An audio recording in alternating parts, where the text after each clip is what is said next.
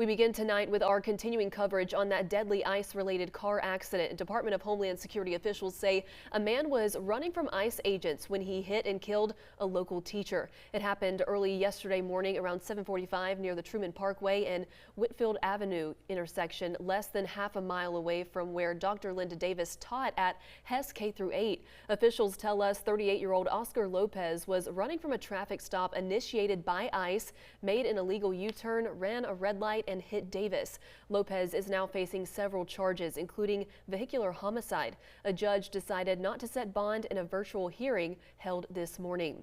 Tonight, the education community is mourning this loss. A woman colleagues say dedicated her life to her students and her school. People describing her as a ray of sunshine with an infectious smile. WSAV's Jillian Coles joins us now live outside the school. She spoke with people who knew Dr. Davis best about what this loss means to them. Sarah, I'm here at Hess K-8 where Dr. Linda Davis was a teacher.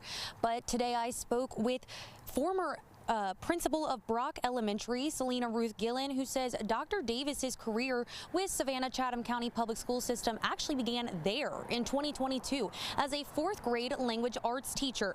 She says she left a lasting impression on many.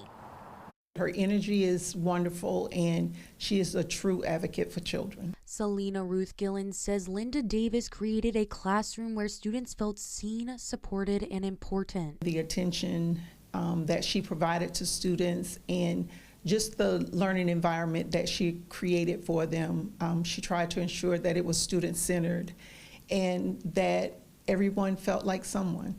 When Gillen got the call Monday, she dropped everything. She says nothing else mattered. When I received the call on yesterday, it wasn't a second thought to shut everything down and to be there. She says staff from across the district spent the day at the hospital supporting Davis's family. Gillen says the school system is now focused on supporting her students and her loved ones. We want to make sure that their children know that their family is supported and that we're able to connect and provide whatever support we can for them. Gillen says Davis transitioned to Hess K-8 last August. Now, a loss felt across schools and an entire community. She's established a legacy. She'll never be forgotten. And I'm sure if you interacted with anyone, any of her colleagues or her students, they would all have nothing but good things to say about her. Linda was a wonderful woman. Hess K-8 principal Alona McMullen in a statement says any student or family who may need support can contact the school at 912-395-6440. Reporting in Savannah, Jillian Coles, WSAV News 3. On your side.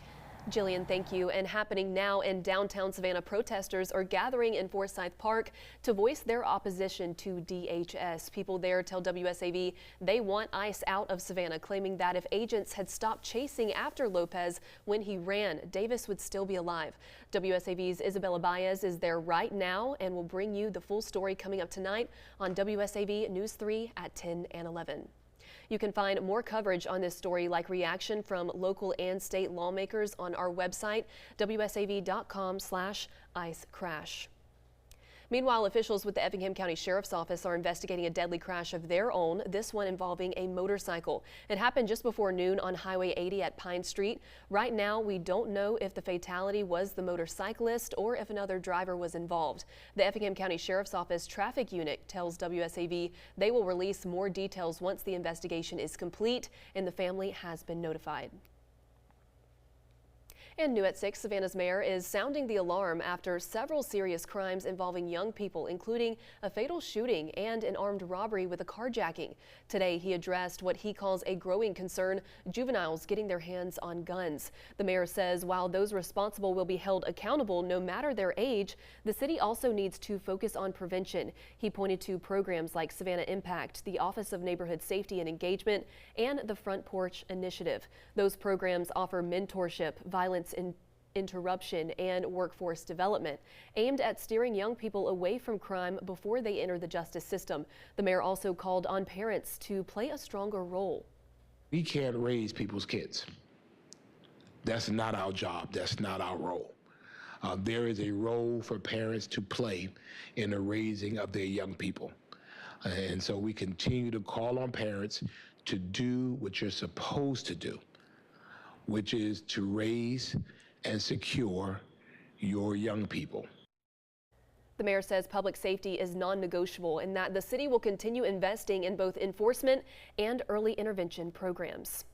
Well, tonight the nation is remembering a titan of the civil rights movement, Reverend Jesse Jackson, Baptist minister, activist, and two-time presidential candidate, has died at the age of 84. His family calling him a servant leader who's dedicated his life to uplifting the oppressed and the overlooked. Now, WSAV's Nakaya Harris spoke with a close friend who knew not just the public figure, but the man behind the movement.